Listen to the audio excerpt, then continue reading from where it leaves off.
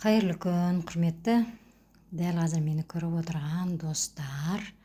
Мына ютубта негізі не дейді, мошенниктардан, брокерлардан ақша жоғалтқандар бар ма? Біз сіздердің ақшаларыңызды қайтарып береміз деп 400 мыңнан бастап жұмыс жасаймыз деп жаңағы реклама тұр екен да.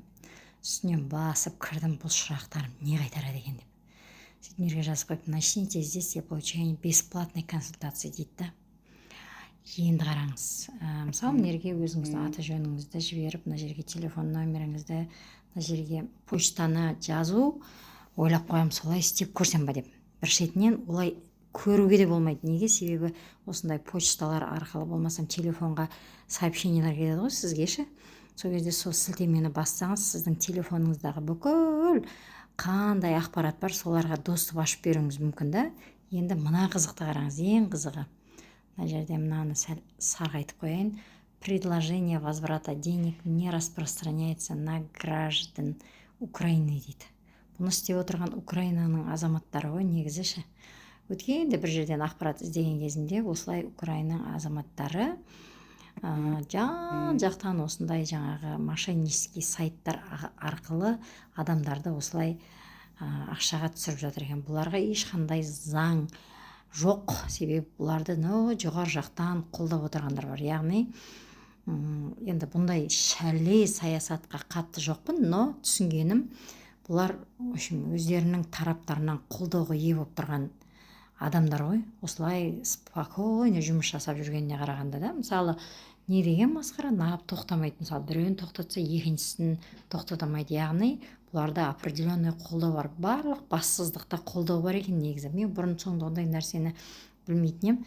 Мына жерде жаңағы мошенничество, от которого мы помогли нашим клиентам избавиться дейді. Мынаның барлығы интернет нарығында жұмыс жасайтын брокерлар қазір мына жерге шығарып тұр да. Мына бір брокер. Ішінде бір брокерға уақытында мен де ақша салғам. Сол брокерлар арқылы. Ол кезде де жаңағы енді өзіміздің отандастарымыз сол брокердің консультанттары ретінде жұмыс жасап, жақсылап тұрып бізге түсірген ғой. Ол кезде мен түсінбеймін ондай нәрсені.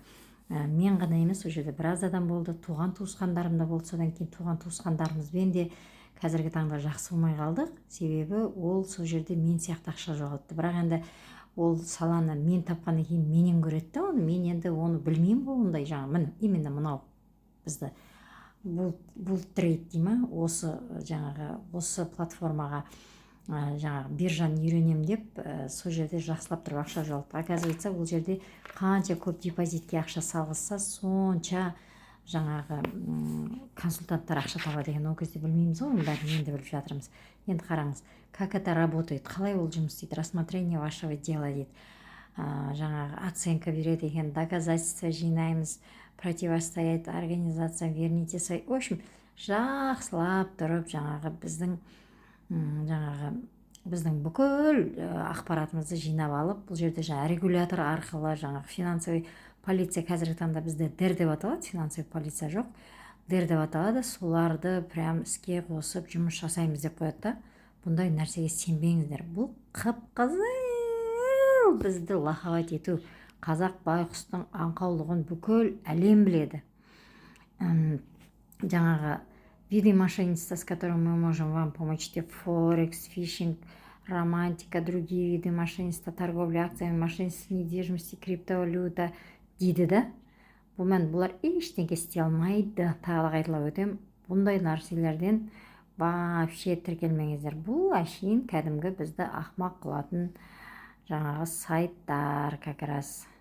Мына жерге үстінен бассаңыздар, сіздерге жазып қояды. Әлі болмасам, біздің қазір осы сайтты көріп отырғанымыздың статистикасы бар оларда ше. Сөйтеді де сізге шығып звондайды бұлар, ақмақ қылады.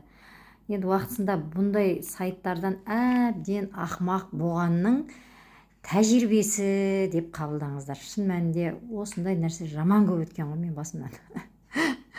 Өзім қазір есіме түссе күлкім келеді. Не деген аңқау болғам. Бірақ сол аңқаулығым маған үлкен тәжірибелерді алып келді. Бірақ не болса да жақсылыққа ғой, ең бастысы қазіргі таңда тәжірибелі болып отырық та. Не дейді? Ақша жоғалтқан жоқпын мен ақша жоғалтқан жоқпын. мен білім алып тәжірибе жинақтадым деген сияқты әңгіме ғой бұл. Сондықтан дәл қазір бұл ақпаратты сізге тәжірибе жинақтаған адам, білімі, багаж, ана не дейді, вагон жаңағы тәжірибесі бар адам сізге айтып отыр. Видео ұнап жатса лайк басып комментарийға өз ойларыңызды қалдыруды ұмытпаңыздар.